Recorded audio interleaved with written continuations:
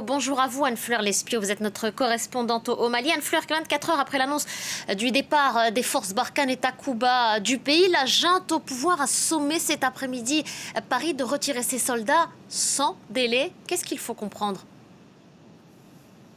Alors cette annonce, elle acte le divorce entre le Mali et la France, mais pour les Maliens, cette demande de départ sans délai des forces Barkhane et Takuba n'est pas une surprise, une annonce même saluée à Bamako par une large partie de la population malienne qui soutient mordicus les autorités de transition.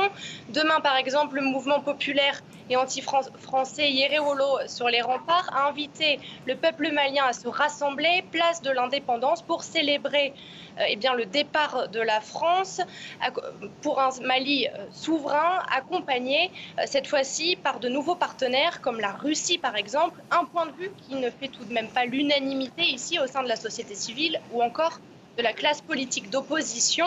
Pour eux, il s'agit, je cite, d'une surenchère inutile de la part des autorités de transition qui n'ont pas de vision sur le long terme et qui continuent de participer à l'isolement du Mali.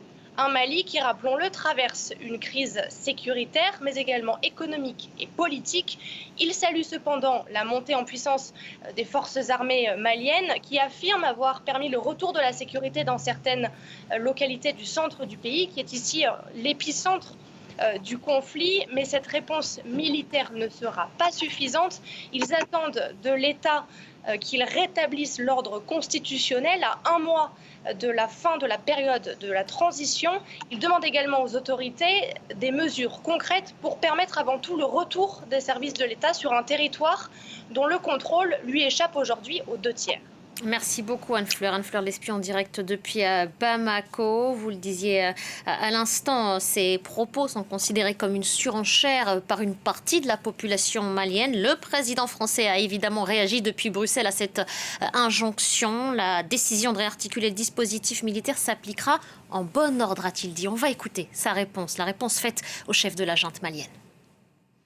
Cette décision, qui est le fruit d'une évolution de la situation politique et des choix souverains de la junte en responsabilité au Mali, s'appliquera donc. Elle s'appliquera simplement en bon ordre pour que nous continuions d'assurer pendant cette période la sécurité de la MINUSMA et la sécurité de toutes nos forces armées déployées aujourd'hui au Mali. Sécurité avec laquelle je ne transigerai pas une seule seconde.